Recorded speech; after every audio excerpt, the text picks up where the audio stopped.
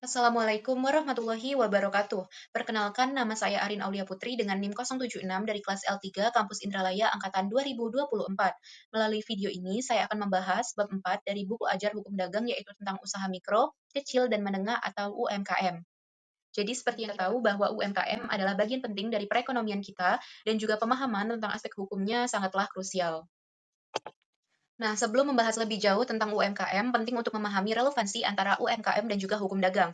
Hukum dagang seperti yang didefinisikan oleh Hashim 2023 adalah bagian dari hukum perdata yang mengatur tentang badan usaha dan juga kegiatan ekonomi. Hal ini berarti semua transaksi dan juga kegiatan operasional UMKM diatur oleh prinsip-prinsip dalam hukum dagang. Selain itu, hukum dagang sangat relevan dengan UMKM karena mengatur aktivitas perdagangan, melindungi kepentingan pelaku usaha dan juga memfasilitasi pertumbuhan ekonomi, termasuklah UMKM yang merupakan tulang punggung ekonomi Indonesia.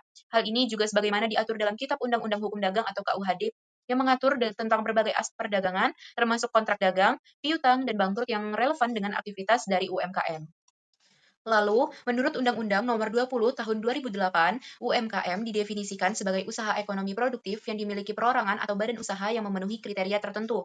Nah, definisi ini penting karena memberikan landasan hukum yang jelas dan juga membantu kita untuk mengklasifikasikan berbagai jenis usaha yang ada.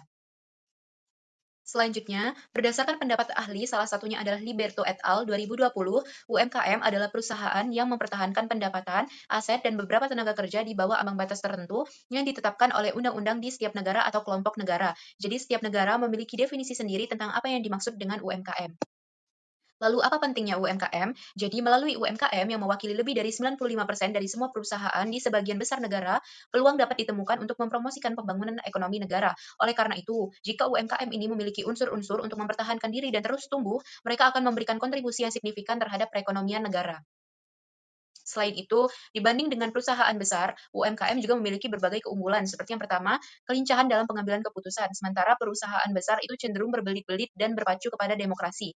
Tapi UMKM dapat melakukannya dengan lebih cepat. Selanjutnya, UMKM lebih dekat dengan pelanggan karena UMKM dapat lebih memahami kebutuhan klien mereka, meningkatkan kepuasan dan juga loyalitas. Selanjutnya, UMKM juga lebih fleksibel dan kemampuan beradaptasinya lebih besar karena ukurannya, UMKM dapat lebih mudah beradaptasi dengan perubahan pasar dan proses mereka tergantung pada kebutuhan pasar baru. Lalu, di dalam slide ini juga ditunjukkan bahwa Undang-Undang Nomor 20 Tahun 2008 juga memberikan kriteria berdasarkan omset tahunan.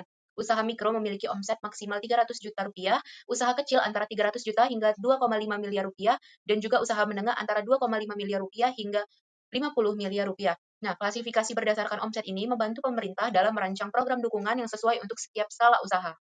Selanjutnya, terdapat karakteristik utama dari setiap jenis UMKM sebagaimana yang dijelaskan oleh Kadeni 2020. Kadeni 2020 menjelaskan bahwa usaha mikro memberikan nilai tambah bagi perekonomian dengan menghasilkan usaha mikro. Selanjutnya, dia dapat menyesuaikan pendapatan dan mengurangi biaya bisnis. Usaha kecil memperkerjakan sedikit pekerja dan memiliki volume penjualan terbatas, contohnya toko roti lokal atau restoran swasta. Untuk usaha menengah muncul dari pertumbuhan usaha kecil yang sukses dan menciptakan jembatan menuju perusahaan besar nantinya. Karena ukuran UMKM yang terbatas, mereka mengalami kesulitan dalam mengakses sumber daya keuangan dan juga sumber daya manusia yang akan membuat mereka menjadi lebih produktif. Termasuklah individu yang berbakat dengan pengetahuan terkini tentang teknologi, keuangan, dan praktik manajerial. Operasi UMKM dalam banyak hal tidak lepas dari berbagai masalah. Permasalahan utama terkait dengan operasional UMKM, sebagaimana yang dijelaskan oleh Halim et al. 2022, yang pertama adalah kesenjangan digital, di mana kurangnya akses terhadap teknologi. Yang kedua adalah akses ke sumber keuangan. Hal ini disebabkan oleh birokrasi sistem kredit dan juga ukuran perusahaan. Yang ketiga adalah informalitas, di mana kurangnya formalisasi usaha. Dan yang keempat, terbatasnya modal untuk pembelian peralatan. Dan yang terakhir adalah sistem penjaminan non-operasional.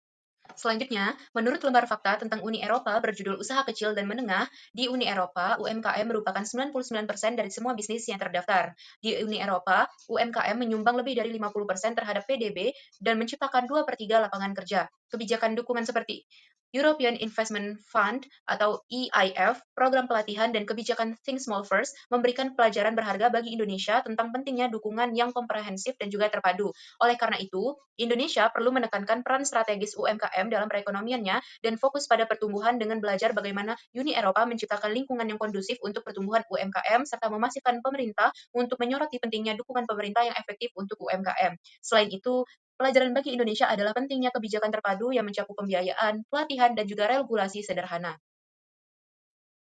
Nah, sebagai kesimpulannya, UMKM memiliki peran strategis dalam perekonomian Indonesia. Dengan mengatasi hambatan dan memberikan dukungan yang tepat, kita dapat meningkatkan daya saing UMKM dan mendorong pertumbuhan ekonomi yang inklusif.